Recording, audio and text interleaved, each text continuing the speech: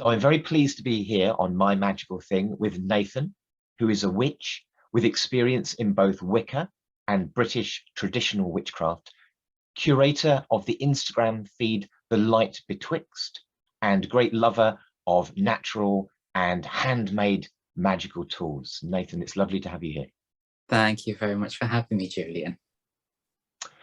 Well, my friend, I've seen the Instagram feed. I've seen many marvelous and wonderful things, but right here, right now, Nathan, please may we see your magical thing? You absolutely may see my magical thing, Julian. And this is the first thing I ever made, actually, while practicing. And it was actually a staff. It's now actually been cut slightly shorter to make maybe sort of a shorter staff.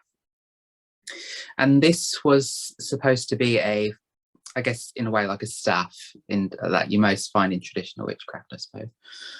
And this is quite a special object to me because it was the first thing I ever made myself completely. I like making things myself, always have done. I think there's always something quite nice about working with a tool that you made. It kind of reflects me. It's not perfect, but yeah, it does the job. I think that's a nice reflection of who I am as a person. Not perfect, but does the job. That's humanity in a nutshell. It is indeed, my friend. You're right. And I made this actually from one of my favorite trees, which is rowan. Rowan's one of my favorite trees. Loved it, and it's actually, you can actually still see it because I'm very lucky to live where I am. After COVID, I moved back in with my mum, and she lives in a small village in Staffordshire.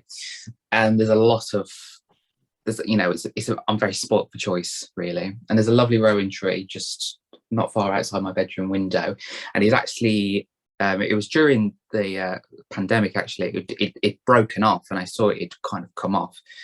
And I was just, I was thinking, like I'm always looking at something. What can I make that with? What can I make that with? And I love rowan. I love the feel of rowan. I love its magical history, the rich lore that we've gained from it, and everything it kind of stands for. It's strong but not cruel in a way. I think sometimes some plants and spirits can be fairly hostile to an extent. So you've got to, having to be careful, I suppose.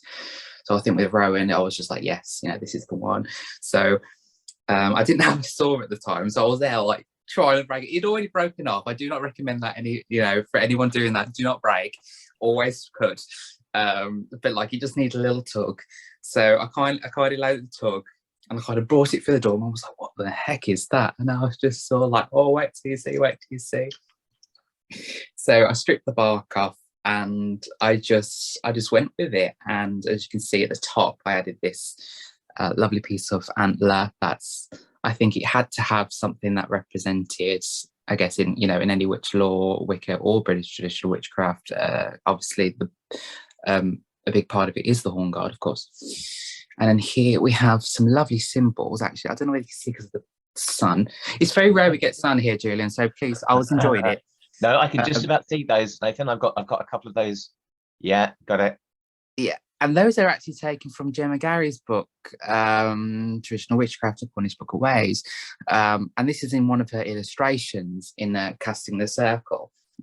And I saw them. There's no explanation for them, but I saw them, and each one I suggest would represent each cardinal direction.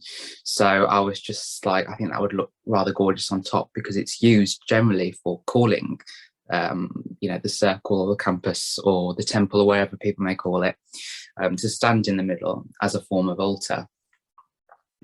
So I actually don't use this anymore because I've got so many others that I've used, but I can't part with it. It stays with me. It's sort of been retired now, I think.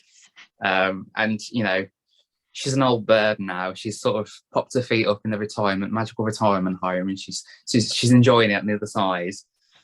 So that's fantastic. That's one of my magical things. Oh, go on, show us another one. Go on. That I love, and this one really is this is actually an active service New Testament book from just before the outbreak of the First World War. This is actually from, and you can just see the date that it was written, and it was the 25th of August, 1914. And if anyone knows their history, this is a couple of weeks, I think, before the outbreak of the First World War.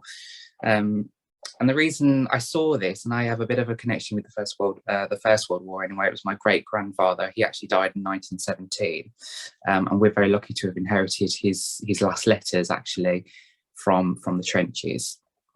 So I think, and you know, in a big part of witchcraft is honouring those ancestors and those who had gone before us, and I think also, you know, those that had, you know, passed away at such a young age in such a hostile environment, and honouring that, not like saying glorifying war, I don't mean that at all, but it's remembering those.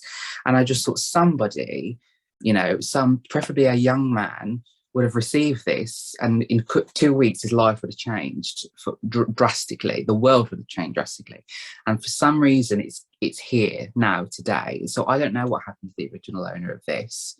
So in a way, I keep it with me. Not as, I don't want to say as a good luck charm, but I want to, you know, it's been through the hostilities and it's still here. So it stands as something small, something religious, although it was obviously Christian. Someone's put their faith into this, and this was what brought them through. You know, it says in here, you know, believe in him, receive and come to him, and by all means, you know, although it was the Christian God, which I have a background in as well, it was having that faith in the divine that got them through, or to an element of got them through. So, this was designed to keep with you. And I think having that small piece of faith, I think, is quite magical in hard times, I think, and keeping that with you and whoever this belonged to. And whether my great granddad ever had one of these, I don't know, but I just think it's such a touching item, particularly in world history as well. That's beautiful, man. That's beautiful. That's beautiful. So we've got an object which speaks of your own emerging practice, creating that staff, that stang, that wand, and something that also reminds you of the depth of the story, the importance of the small acts of magic and faith and belief, and the ability to, one hopes, get through the difficult times. Yeah, definitely. And I guess it's also going into a world where we can't control. And I think to an extent, witchcraft is gaining some control over our daily lives as much as we possibly can. And, you know, going into this, you know, war, you know, the people had no choice to do this. And I guess in a lot of sense today, we don't have a choice of how we live. And it's, you know, sometimes an element of the craft is empowering us to take charge and do something different with our lives. So I think that's also what it represents as well. Right, I understand. Those are delightful and special magical things. Thank you, Nathan. Thank you so much, my friend, for taking the time. You're very welcome. Appreciated. You're very, very welcome, my friend. All right, I'll see you soon. See you soon, Julia. Take care. Bye-bye. And you.